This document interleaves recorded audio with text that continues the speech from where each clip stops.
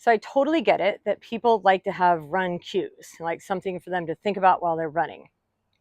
And the reality is, the more you're thinking while you're running, potentially the tighter you're getting and the less efficient you're being.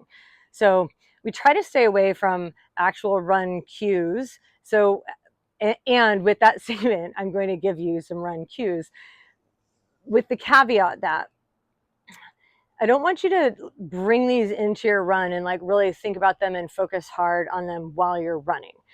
I'm sharing these with you so that when you're running and you feel these things starting to show up for you, you can go, oh yeah, that's good. I'm supposed to feel that. I want to feel that. And then you can like, yes, continue on and go with that.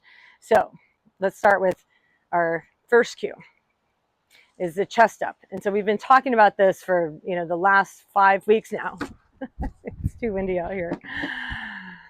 We've been talking about this for the last 5 weeks now, that we want this chest up posture. And so if you're running and you feel like your chest is up and your upper body is rotating as this connected core, which remember is like, this is our flow rope of what we're getting. My hips and my shoulders are rotating together. So if you're feeling this starting to show up in your running, be like, oh, that's great. Give yourself a little pat on the back, a thumbs up, like things are going well. This is starting to show up for you. It is better to learn that movement pattern with the flow rope and with the way that you're walking, with the tire pulling that you're doing, and then let it show up with you running instead of trying to force it coming into your run if your movement pattern or like if your tissues aren't open enough yet to allow that to happen on its own. So like hopefully that makes sense. So your chest is up and your upper body's rotating. The second thing with your upper body is that your hands can be dancing with your chest. And so again, this is something that you would be doing with like the backwards figure of 8 flow rope. Your hands are just dancing with your chest. Watch runners run and so they're using their hands, right? But the hands are just going along with their chest. What is common and unfortunate is that when runners have hips that are pretty well locked up and they're trying to drive their run stride with their arms. So do you see what I'm doing here? When I'm working really hard and I don't have this connected torso, full body, this is a central movement pattern that we are trying to drill in. And if your hips are locked and you're not rotating your upper body, and then you go swing your arms, your upper body is working against your lower body. And the chances of injury from that are really, really high. Like something is going to give along the lines. It's likely going to be your lower back. So you don't want this pattern to show up. And this pattern tends to show up when you're missing the central movement pattern of your whole torso is rotating as a connected unit, and when you're overdoing your arms.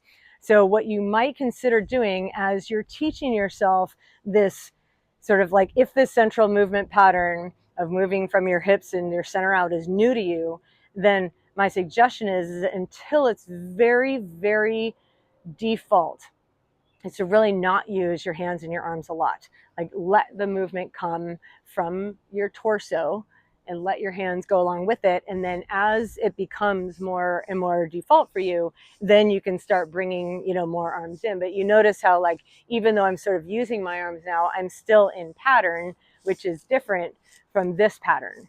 This is what you want to avoid. So be very careful about that with your hands. The other thing that I'm going to say about hands is that, and this is a posture thing that we sort of talked about in the other video with like the forward lean or with the zombie posture, is that when you have a forward head posture, which again is very common in our society, just from pick a reason.